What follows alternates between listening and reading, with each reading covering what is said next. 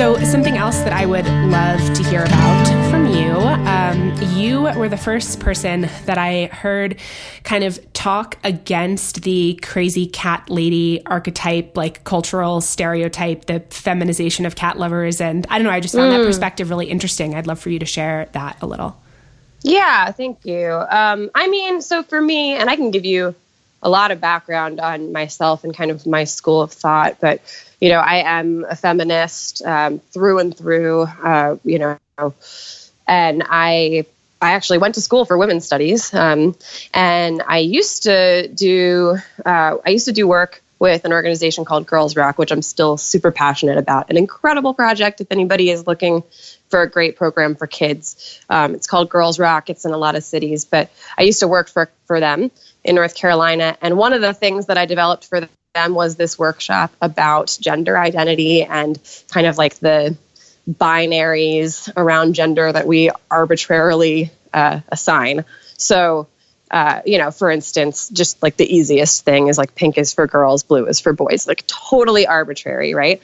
So I used to do these workshops with this summer camp that Girls Rock held about the gender binary and kind of helping kids work through, okay, where did we learn that unicorns are for girls? Like, where did we learn that Star Wars is for boys? Do any of the girls in this room like Star Wars? Okay, yes. So then, why do we assign that to boys? And kind of looking at like the ways that pop culture and our own families, and, just kind of like that our culture assigns a gender to different products or interests or jobs or colors.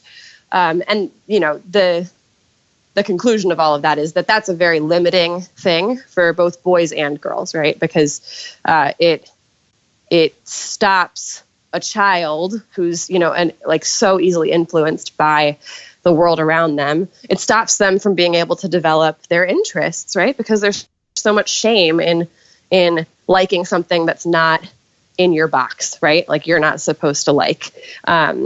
And I definitely grew up, I think, being limited because of my gender, because there were lots of things that I probably would have been interested in, but that I didn't feel like were available to me. And I think like that's one major way that the cat lady, and not even putting in the crazy part, but just the cat lady stereotype, it damages not only women and men and boys who, feel like it's not cool to like cats if you're a boy, but it also hurts cats because at the end of the day, we have over 1 million cats being euthanized in the United States alone every year, and they need people to be saving them. And if we're teaching, half of the population that it's not cool for them to like cats, then that's a problem, because they're not going to go adopt. They're definitely not going to get involved in rescue. So I am a big fan of anything that kind of like undermines the stereotype that it's like not that it's not manly, but that there's anything to do with gender involving cats. It's just not a gendered thing. A cat is, another species. It doesn't have anything to do, like being a man or a woman doesn't have anything to do with whether or not you should be interested in, being around them. And I think there's a lot of really cool, progress being made, especially with social media in terms of like men getting involved and saying like, hey, like I'm a cat man. And I know some fantastic men who are involved in that movement. With regard to the crazy portion of crazy cat lady, I think that is like maybe even more damaging because who wants to be involved in something that makes you crazy? I don't know. Like I know some people have tried to kind of take that word back and say like, I'm proud to be a crazy cat lady. And that's okay. Like if that's an identity people like, then that's great. To me, like I don't identify as crazy. I don't think there's anything crazy about what I do. I don't think there's anything crazy about like being involved in justice for animals. It's actually a really measured and strategic thing that myself and other advocates are doing where we're, especially someone who's doing work on a national scale, we're like breaking down data and trying to understand, how can we get our shelter system in the United States to no kill? How can we achieve more balance, in outdoor cat populations? How can we, for me, I'm always looking at like, how can we educate the most people about like the most vulnerable populations, like orphan kittens, and, how do we get people involved in that? What are the resources we need? That's not crazy at all. That's Right. social justice work, Right. Yeah.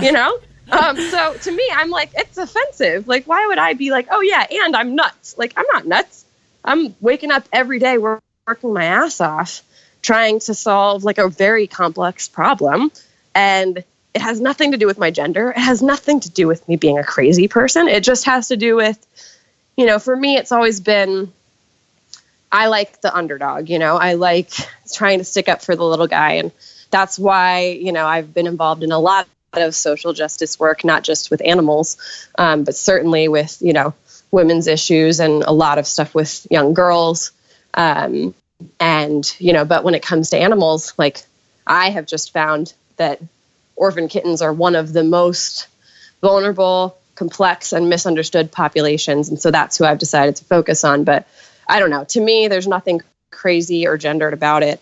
I think if people want to identify in that way, that's fine. I definitely am not saying like, we should totally throw that out. I just think it's a conversation to be had, because when that's what kids grow up seeing is the lady on The Simpsons, or, they see that there's like costumes people do every year of like, bathrobe with like stuffed animal cats all over it and messy hair. It's like, well, who would want to grow up to be that? That's not an aspiration, The other thing is, I don't think that like gives a realistic perspective for people about what they can be as a cat advocate.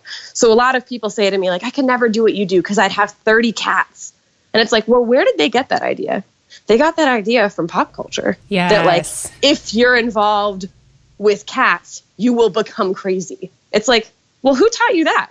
Like, that's a very strange thing to me. If you remove yourself from pop culture and from all of the kind of preconceived notions you have based on those stereotypes, why would being involved in something mean that you won't be able to, like, you're going to become so unhinged that you can't, it's not like a cigarette where it's like, if I smoke one, I'll go buy a whole carton, it's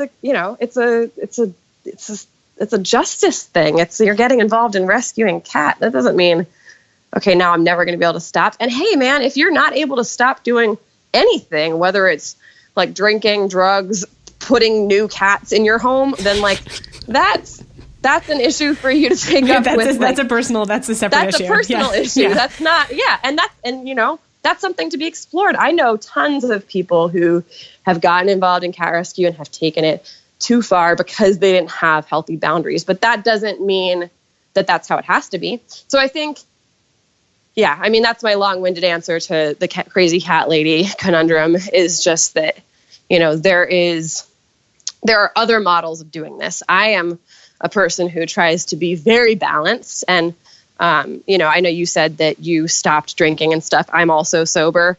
I come from a family and a background where that's the best thing for me. And so everything in my life, I strive for balance and not going overboard with things, And so to me, I like being able to be a model of that like, hey, you can do this and not go crazy. Your house doesn't have to be gross. You don't have to smell bad. Right. Right. You can like wear cute lipstick and like save, dozens of lives a year, or even save one life a year, and it could be cool. Like, it's a cool thing. And so I don't know, that's like a cool, unexpected thing of my project, is that a lot of people have said to me, like, I didn't think I could be involved in this, but you have made it seem fun and cool. And, we need role models, we need, and crazy cat lady is not a good role model.